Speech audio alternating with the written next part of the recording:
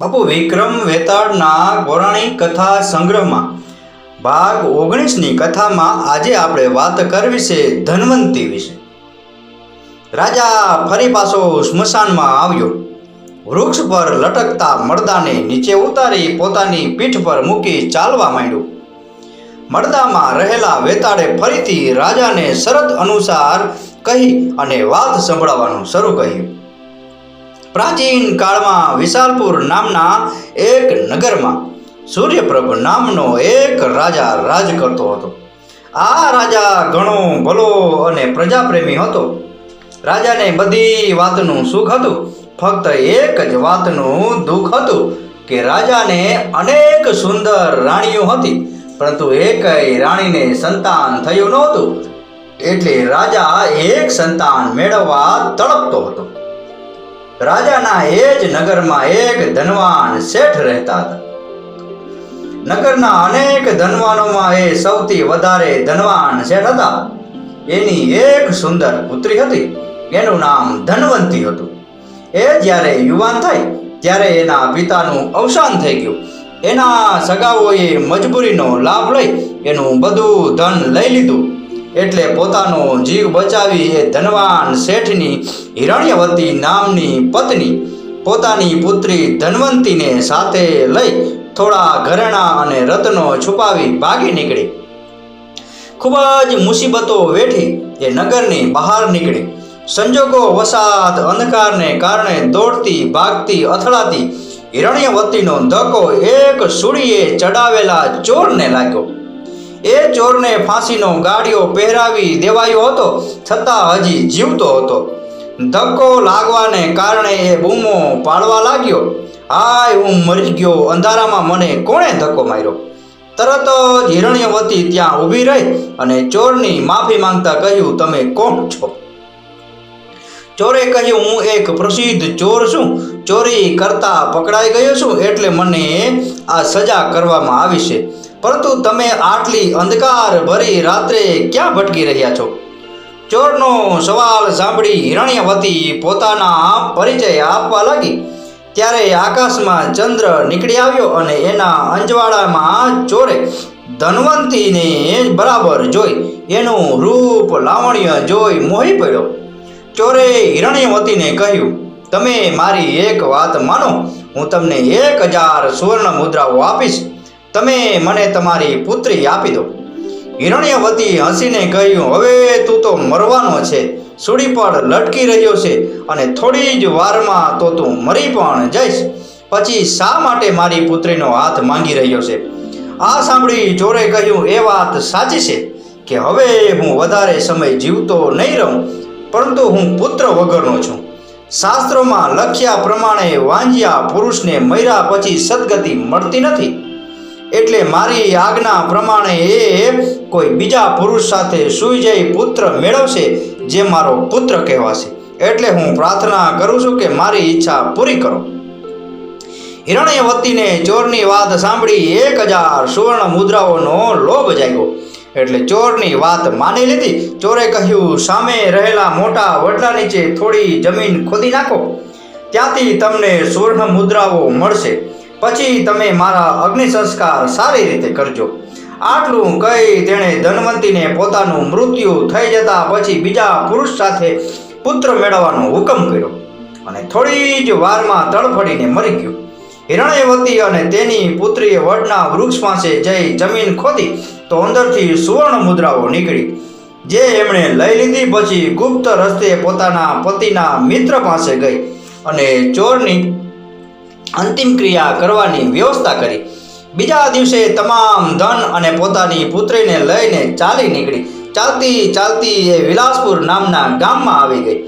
એ જ નગરમાં એક વાસદત્ત નામના વાણિયાનું મકાન ખરીદી લીધું અને ત્યાં રહેવા લાગી। એ જ નગરના મનસ્વામી નામનો એક સુંદર યુવાન રહેતો હતો।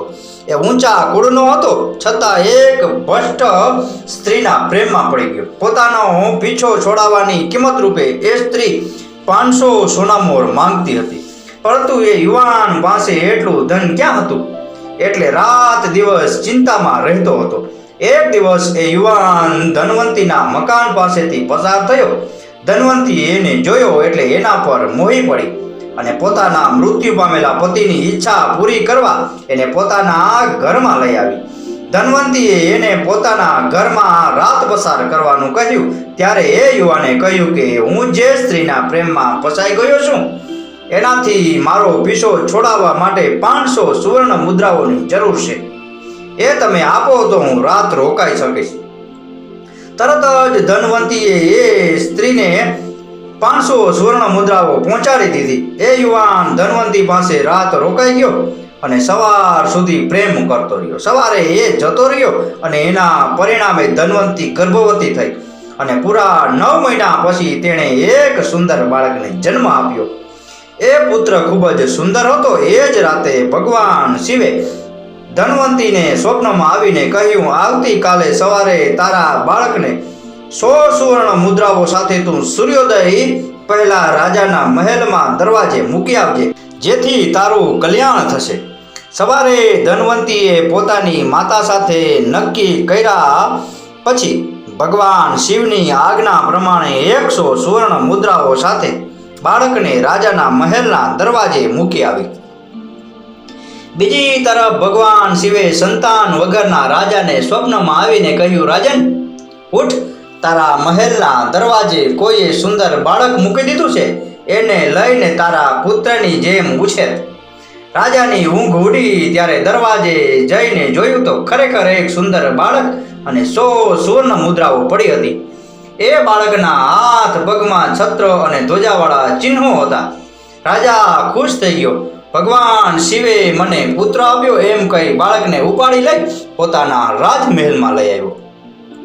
રાજાએ ખૂબ મોટો ઉત્સવ મનાવ્યો, ગરીબોને ખૂબ દાન કર્યું અને બાળકનું નામ ચંદ્રપ્રભ રાખ્યું.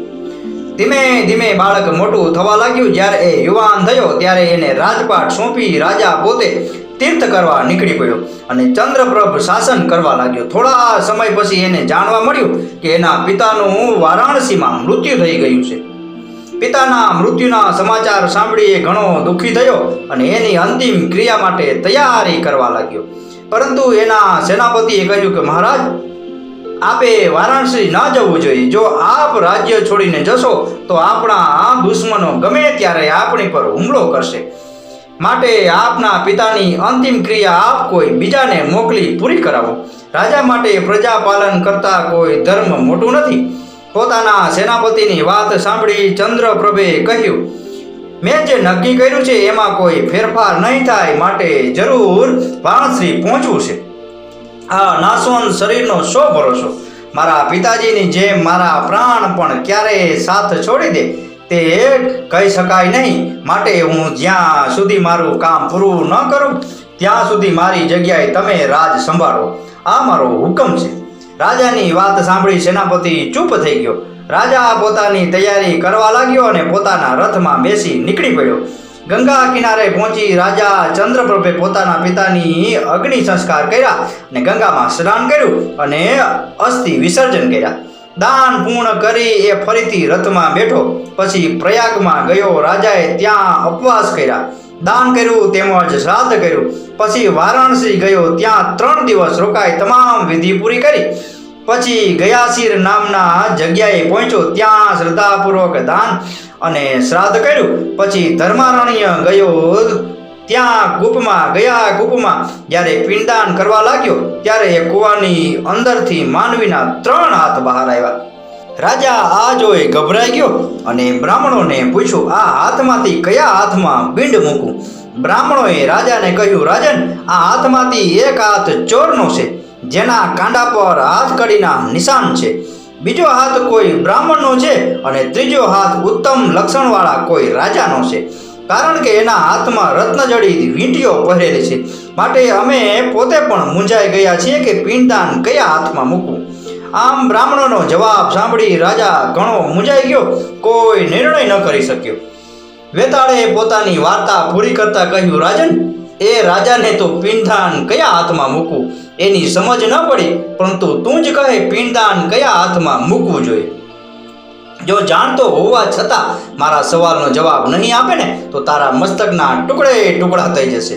રાજા વિક્રમે શ્રાપના ભયે મૌન ભંગ કરતા કહ્યું, વેતાળ, પિંડદાન ચોરના હાથમાં મૂકવું જોઈએ, કારણ કે બ્રાહ્મણે તો 500 સુવર્ણ મુદ્રાઓ લઈ પોતાની જાતને વેચી નાખી હતી, જ્યારે રાજા સૂર્યપ્રભ તો એના પાલક પિતા હતો.